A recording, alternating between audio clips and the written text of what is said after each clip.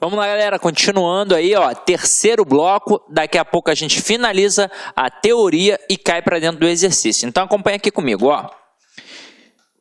A gente tinha chegado até aqui esse momento, ó, vírgula e a conjunção E.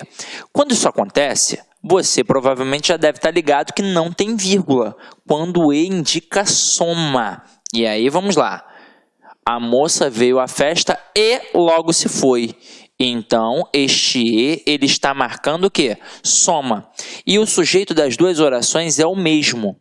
Então, aqui no caso, não tem vírgula de jeito nenhum, por assinalar soma e por ter o mesmo sujeito nas duas orações.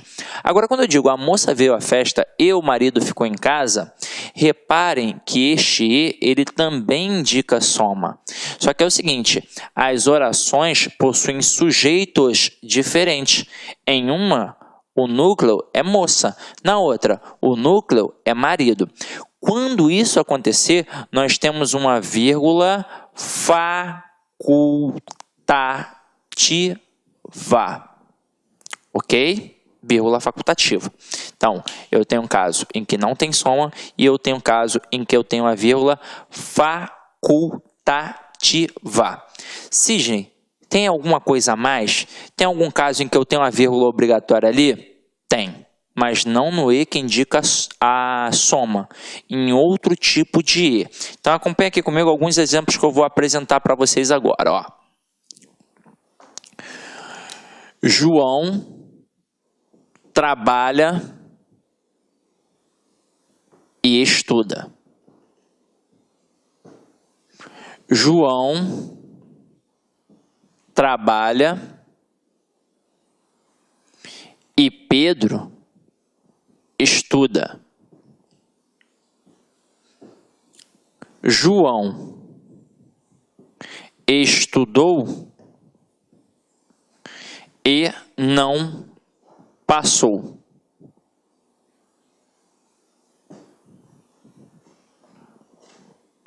Siga este conselho e se dará bem. Então vamos lá. Eu tenho 4 situações aqui em que nós apresentamos o E. O E, ele indica a soma nas 2 primeiras sentenças. Então, ó, Pedro, além de trabalhar, João, além de trabalhar, ele também o quê? Estuda. Então, o sujeito nas 2 orações é o João. Então, quando E indica soma e é o mesmo sujeito nas 2 orações, eu não tenho vírgula, vírgula proibitiva. Agora aqui, João trabalha e Pedro estuda. Opa, quem é que trabalha? O João. Quem é que estuda? O Pedro. Então, esse E, ele também indica soma, mas os sujeitos são diferentes. Então, neste caso aqui, entra uma vírgula facultativa. Agora, João estudou e não passou. O E que está aqui, ele indica soma? Não, ele indica oposição, adversidade, contraste. É isso que ele indica. Então, ele pode ser substituído pela conjunção mais, pela conjunção porém, pela conjunção todavia. E aí, nesse caso, eu tenho aqui uma vírgula obrigatória. Então, ó, João estudou, mas não passou. João estudou, porém não passou. João estudou e não passou. Então, aqui entra uma vírgula obrigatória, exatamente por não estar marcando a soma. Agora aqui, siga este conselho e se dará bem. Reparem que aqui eu tenho um modo imperativo. E quando eu tenho um modo imperativo, quando eu tenho uma ordem, eu preciso justificar a ordem. Então, a outra oração, ela é o quê? Ela é explicativa. Então, siga esse conselho, pois se dará bem. Siga esse conselho, porque se dará bem. Então, aqui entra também uma vírgula obrigatória, que separa a oração coordenada da oração coordenada sindética e explicativa. Assim como aqui eu separo a oração coordenada, assindética, da oração coordenada sindética adversativa, porque é a mesma vírgula do princípio da enumeração. A vírgula da enumeração não é aquela que isola, que destaca elementos de mesma função? Então, as orações coordenadas, elas são equiparadas, elas têm as mesmas funções. Então, eu coloco a vírgula ali no meio delas. Eu só não coloco quando eu tenho o e, que indica a soma, ou quando eu tenho o ou, que indica a alternância. Venha cá ou perderá a vez. Ali também não tem vírgula. E quando eu coloco o nem também, que também indica a soma, tá? Mas geralmente na prova o camarada coloca o e, porque é o grande calcanhar de Aquiles de muito candidato, ok? Então vamos lá, vamos continuar a nossa brincadeira aqui agora. Então, matei este e de todas as formas e agora a gente vai para o etc. Nossa quarta observação. O negócio é o seguinte, teoricamente, quando eu tenho etc, eu não devo ter a vírgula, porque eu coloco pintamos paredes, vírgula, tetos, pisos, etc. Por que teoricamente? Porque a expressão etc, ela é uma abreviação, na verdade, da expressão latina etc, que significa e entre outros. Então, é como se já tivesse o e. Por isso não tem a vírgula. Então, pintamos paredes, vírgula, tetos, vírgula, e entre outros. Então, é como se não tivesse ali a necessidade de colocar a vírgula. Então, por isso a gente não coloca. Teoricamente é assim. Agora, quando você pega as gramáticas, até para avaliar, até quando o cara diz que não é para colocar, nos textos dos caras tem o quê? A vírgula. E é o seguinte, eu vou até te tranquilizar. Nunca caiu isso numa prova de concurso público. Nunca, nunca.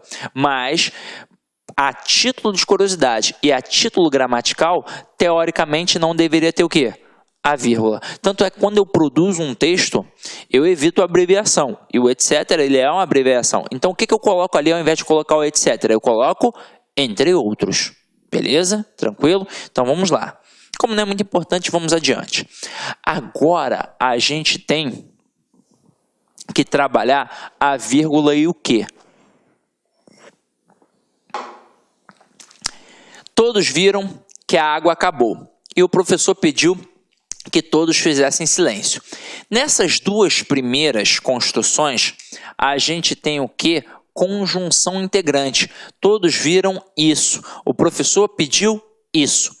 Quando que é uma conjunção integrante, é impossível que tenha vírgula. Até mesmo porque a conjunção integrante, ela encabeça uma oração subordinada substantiva, que pode ter função de sujeito, função de objeto direto, função de complemento nominal. Então, teoricamente, se eu colocasse uma vírgula ali, eu estaria separando o sujeito de um verbo de um complemento exigido por ele, ou então o nome de um complemento exigido por ele.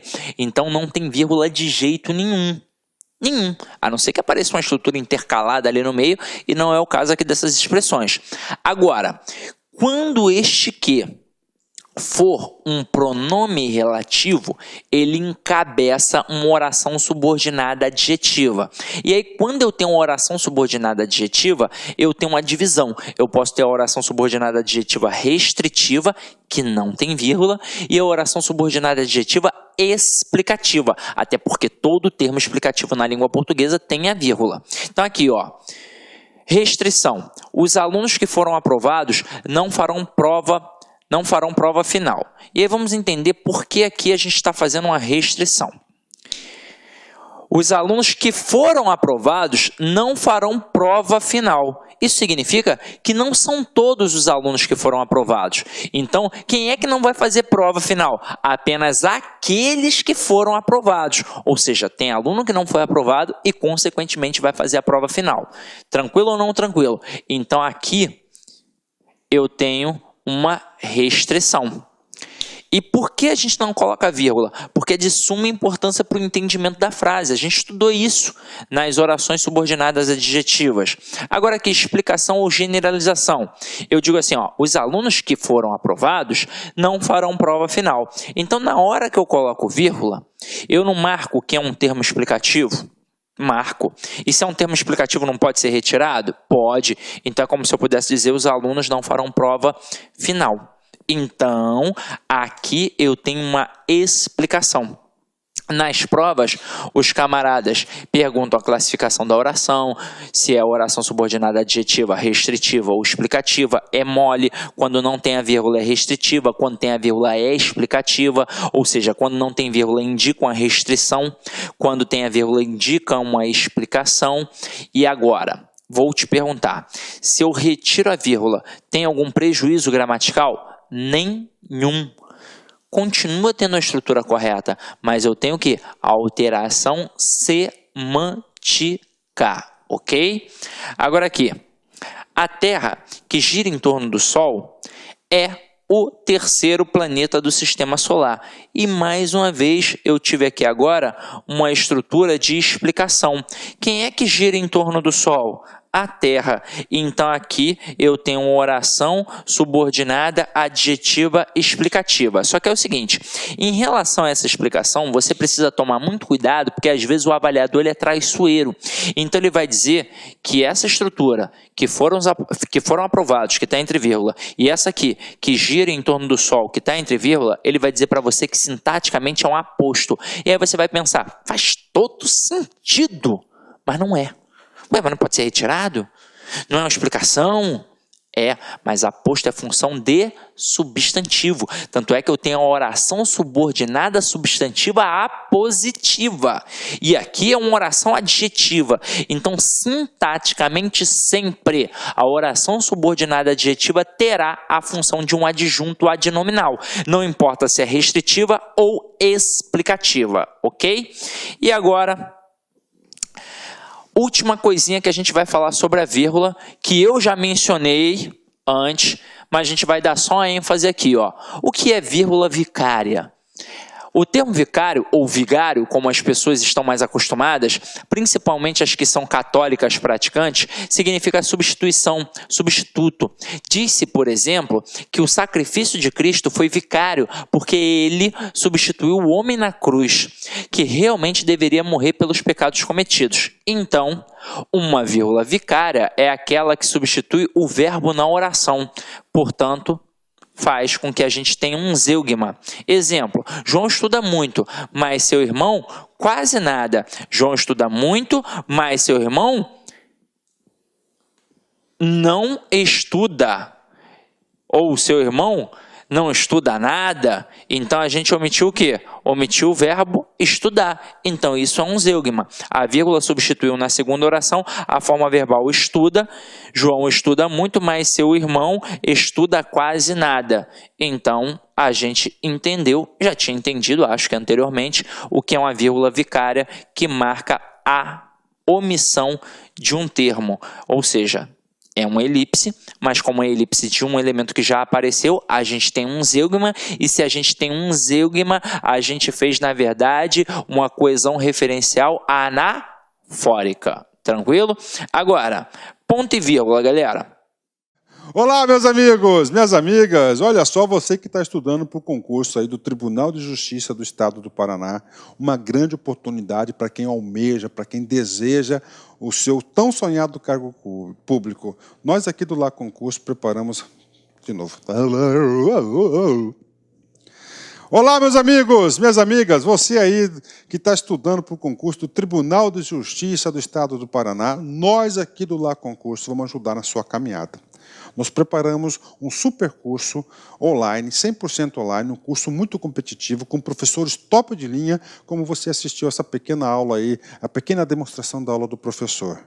Olha só, nosso curso super competitivo 2017, atenção, custa apenas 10 mensalidades de R$25, ok? 10 mensalidades de R$25. Hoje, nós temos mais de 200 horas de videoaulas para você. Que eu tenho certeza, se você seguir as nossas orientações pedagógicas, se você seguir o nosso personal coach, você vai chegar lá e conte conosco. Forte abraço, fica com Deus e espero vocês aqui no LAC Concurso. Tchau, tchau.